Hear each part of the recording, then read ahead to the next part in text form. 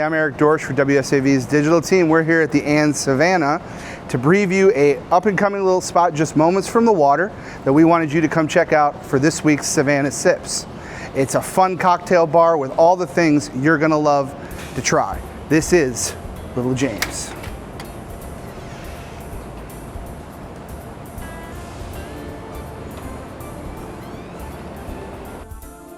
The rumor, the myth is that Little James is actually named after you. Now I know that's not the case. If you could just give us a little background on Little James. So the background for Little James is James Overthorpe, which is the founder of Savannah, and we're included in the Ann Hotel, which is the ship that he came in on to Savannah and to the port. So that's the real reason behind Little James, not me. So okay, Little James, from what I see, is it does a little bit of everything. You've got food and all that, but it's also a cocktail place in the evenings.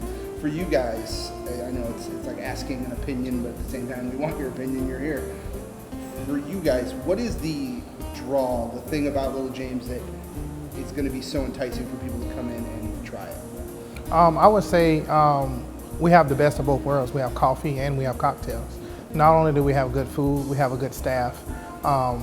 We have a good environment here, and we try to make this something for the local community to come in and relax and either enjoy a coffee or enjoy a nice cocktail, in the evening. Like what you said, it's definitely but yeah, no, the draw is definitely the fact that we have coffee during the day and breakfast, and then in the evening we go to a beautiful cocktail bar.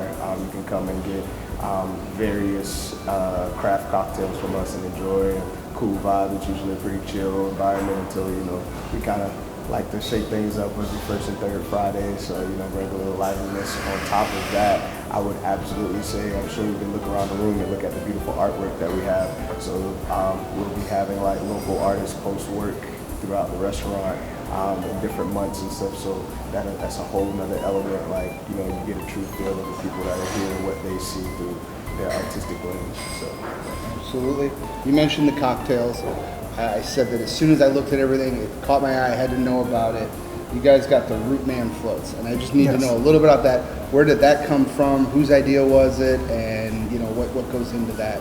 So the Root Man float, Cindy Lance is the owner of Root Man, which is a beverage aperitif company. So he's one of my mentors, and I've been dealing with him for a long time. So I wanted to do a collab and a partnership with him, with Root Man, and actually, do something different. So between me and the bartenders, we came up with the idea. Let's do a float, but call it a Root Man float. So we take two of his aperitifs, which is fig and vanilla and the wild berry coconut, and we make two different variations of a Coke float. So we use a little bit of that. We use ice cream from Leopold's and Fever Tree Cherry Cola. So, and a little bit of whipped cream, a little bit of cinnamon, and it gives it a different taste to it. So, and it's very still refreshing, and you can add alcohol to it as well, so if you choose to. So, cocktail bar, that kind of seems like the thing to do. I have to assume in the summertime that's something to absolutely want to get after. For you guys, it's kind of a two-parter, and I said the second part of this is like trying to pick your favorite child. Mm-hmm. It's not always the easiest thing to do, but what do you guys notice is the most popular cocktail here, and then what would you say is your favorite cocktail here? If someone comes in, asks what's good, what are you recommending as the cocktail guy? Personally, my favorite, as far as the menu is concerned, I really do like the Midsummer Margarita. Okay. It's a pretty well balanced cocktail. It has that honey simple in it, as well as cucumber and the tequila. So it makes a very good blend, but it's light. It's not too sweet at all. Especially during the summer, it's a refreshing drink. The cucumber revitalizes you for sure. But I would say the most popular drink, if I had to choose one, would probably be the Paradise Punch.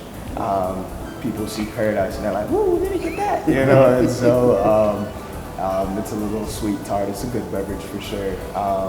But then I won't lie. Often people try the Midsummer after I tell them about it. They're like, "I really like this one." So and the espresso martini is probably. Yeah, and I always say that I will go with the espresso martini because I always say we have the best espresso martini in Savannah, and I will stand by that anywhere. But also the Paradise Punch. When I created that cocktail, I thought about being in paradise, right? So what will I drink in paradise? So that's why I wanted to create something refreshing, something a little sweet, not too overly sweet, but it has a balance to it. So that'll be my second one, and also the Midsummer Marg. It's not your traditional margarita, but it makes you think about being in the Mediterranean because it has the aperitif, has the Aperol in it. Campari, sorry, has the Campari in it, and it's just a well-balanced cocktail. So.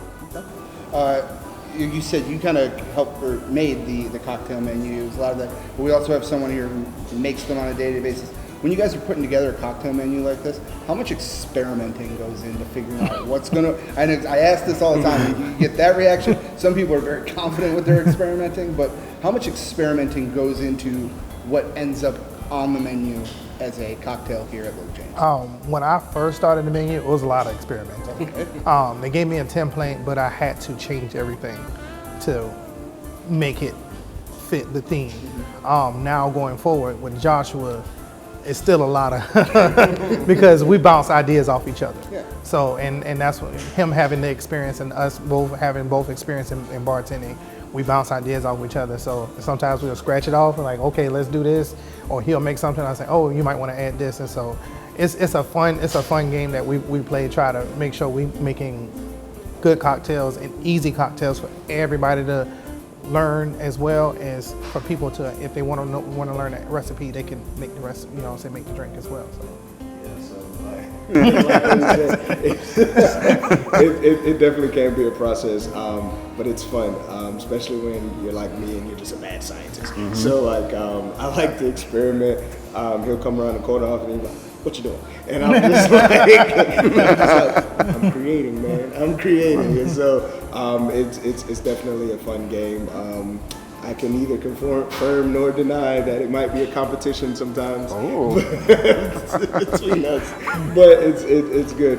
Competition breeds creativity and breeds success. So we definitely have a good time with it. For sure. Absolutely.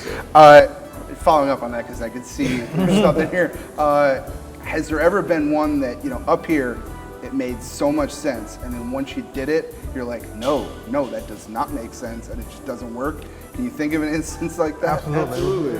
Tequila Express. Yeah. We just had that moment. Yeah, we just had the moment last week. I was like, this doesn't work. So we had to change it. We changed it right in that moment. Mm-hmm. And between us bouncing ideas together, we were able to create a better cocktail. So, but yeah, we do that very, very often. So, and then with us getting ready to probably change the menu in the fall, we'll probably have that process all over again with us bouncing ideas off of it. I'm pretty sure he has 1,000 ideas, I have 1,000 ideas, but it works. So. Absolutely. And then we always ask at the end, do you guys have anything coming up people should know about it? I know you guys have events and all that sort. Is there anything you can touch on for that? So every first and third Friday, we have patio parties. We either have live music or a DJ. The last patio party we had, we had an art pop-up. So we had a local artist from SCAD. Her artwork is all around here.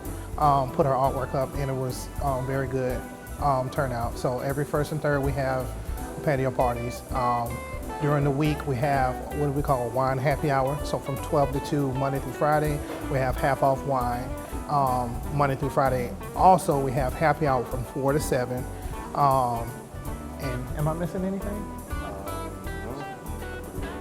And we'll have additional events going into the fall.